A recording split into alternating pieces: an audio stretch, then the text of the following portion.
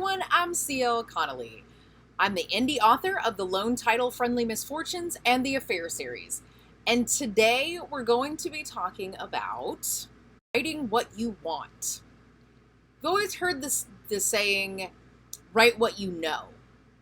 But that's not always true, because what you know may not be what somebody else wants to read. What you're going to write about is what you want to write about. Just make sure you do your research and make sure that the information that you're giving is correct. Even if it's fiction, the scenario may not be true, but the facts need to be true. And you need to make sure that all the little things here and there are correct and it can be believable. You always need to make sure that your story is believable. Like Friendly Misfortunes, I actually did a research on a gentleman who will taxidermy your loved ones if they die. I mean, I don't know about you, but I'm pretty sure that, if my grandmother died, I wouldn't want to come home and open the door and be like, hey, Grandma, because she's taxidermied in my front door. Not something I want, but apparently it can happen. Kind of gross. There's one person that I know of. One guy that I know of that does it. Not something I want. But hey, this guy just wanted friends. It's a little bit of Jeffrey Dahmer, Dennis Nielsen type thing. So, Jeffrey Dahmer and Dennis Nielsen, they kept their victims inside their houses for a little while. Jeffrey Dahmer actually kept the whole bodies, whereas Dennis Nielsen actually cut them up and kept them in trash bags. But beside that point, they both literally did not want their victims to leave, and that's the reason why they killed them, was because they wanted to keep them with them. They're like, you're not leaving. They were lonely. This guy was lonely, so he kept his victims. He just did it better because he taxidermied them. That's where I did my research on that. I mean, I don't kill people. I have to do research on killing people, right? Like this over here. Okay, so for Forbidden Affair, I actually got the idea from a Canadian story where they were having feet, just the left foot, that kept washing up on their beaches. And they could not figure out where these feet were coming from. They didn't have bodies. They didn't have any other parts. It was just their feet. So I was like, I wonder what the guy is doing with the rest of their bodies. So in this instance, I actually did it to where the guy cuts off the leg, like from the knee down. And it's a little creepier than it needs to be, but he does end up, the bodies bleed to death. Most of his victims have bled to death. And, he just disposes of their bodies. And that's basically what he does with her. The only difference is that she hasn't died by the time he disposes of the body. So when she's found, she's alive, blah, blah, blah, whatever. But the thing is, though, is that I've never done it. So I have to do a lot of research, and Googling blood pools is not exactly the easiest thing to do. A lot of the times when you Google things, the wrong information will come up. Luckily, I do know somebody who is in the medical field. She is, learning a lot about, different types of arteries and stuff like that. So it does help to have someone to ask those questions to. Like I've always said that I need somebody in the police department. I need friends in the police department so I can ask little questions here or there. Now, I did walk into one of the sheriff's departments here, and I led off with the fact that I was writing a book. You don't want to be arrested because you said something weird and the cop is all like, excuse me? Because I had to lead off with, I'm writing a book, and I want to know what the procedure is if someone were to walk in with a box and say that they thought there was a bomb in it. The cop was like, oh, that's kind of cool. Literally writes down the phone number for me to call the bomb squad to get that information. So I could do my research, so I could get that information and I could do it correctly. And that's my biggest thing. Make sure that you do your research. You want to make sure that you can do that. But basically, write what you want to write. we're writers. We're supposed to be creative. And, you know, just because somebody out there is offended by the way that you look and what you wrote doesn't mean that you can't write it. So, as long as you've done your research, there shouldn't be any reason why you shouldn't be able to write your subject. Now, for like fantasy and, you know, certain other genres that don't really exist, you know, space explorations, aliens, you know, and I'm not saying that they don't really exist because, you know, I don't know if aliens exist, whatever. I don't know if mermaids exist, whatever, if you want to write about mermaids. But for things that you literally have to make up, fantasy, I know that there's others, but it's Sunday and my mind isn't really... Sometimes my mind doesn't work on Sundays. But anyway, so for certain things, when you're having to actually make up the entire world, those things do not have to have truth to them. You have to believe it, which means you have to make the reader believe it, which is a little harder. And I will say that I believe that in the fantasy world and sci-fi, that was the other one that I was looking at. In fantasy and sci-fi, because most of that is all completely made up, you have to make it to where it's so well researched and so well written that the reader believes that the world actually exists. That's the main focus. You have to make sure that the reader believes that your world actually exists. Now, the difference with what I do, this world could actually exist. I'm sorry, but there are serial killers out there who kill people. Now, granted, you know, and I will tell you that in the in Forbidden Affair, I did use a little bit of BTK, you know, cop type thing where, you know, he's, oh, the word, God, Sunday, not torturing, oh yeah, he's taunting. That's the word. He's taunting the police with letters and stuff like that, with hidden messages. That's not just BTK, though, because also the Zodiac Killer did that, too, where they were taunting the police with these letters and hidden messages and everything else back in the letters and stuff. So I got a little bit of that in there, too.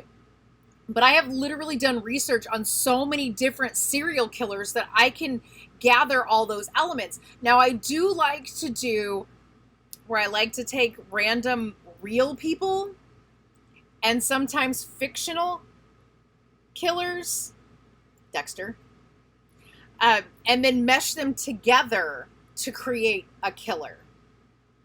So, like in the new series that I'm still outlining, I have literally taken Joe Biden and Dexter and put them together.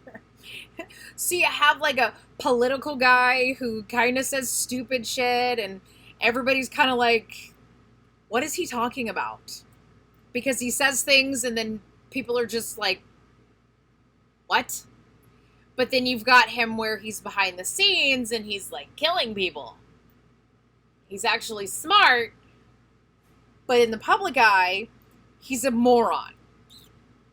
And I'm not saying he's going to have that same age where he's like old AF, because Joe Biden is just old. But then, you know, and then you've got Dexter, who is literally right out there in the open. He does blood spatter, you know, all kinds of stuff like that. So they're public figures.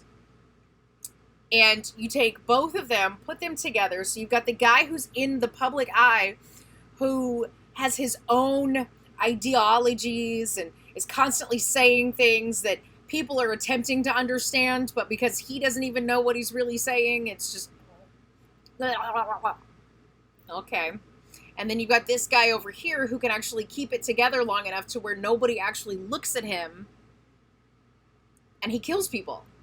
So you've got a public figure who is able to bring a lot of attention to him, but not enough to where they see him as a killer. See what I'm going with there?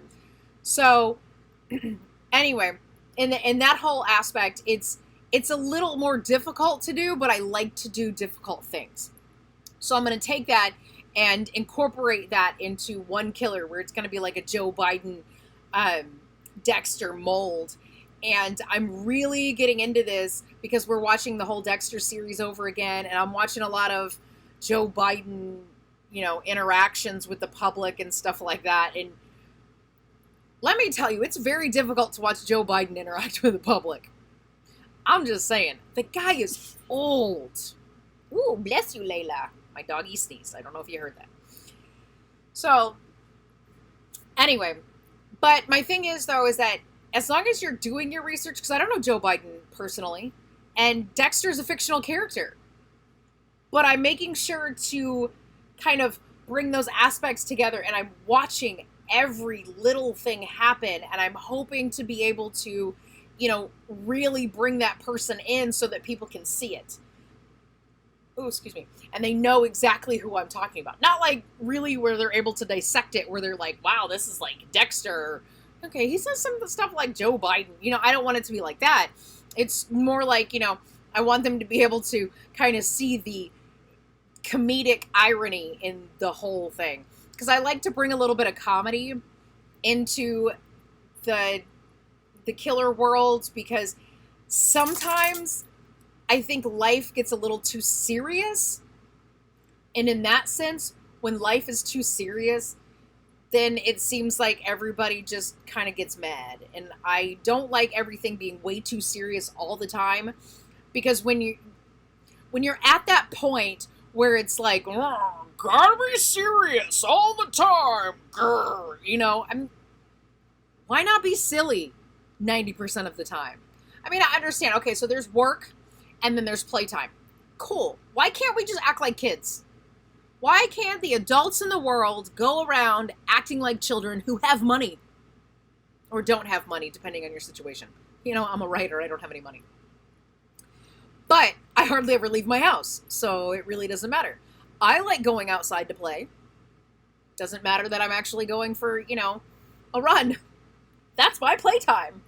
I would love to be able to have a playground on my property, but like an adult type playground. So it would be more like a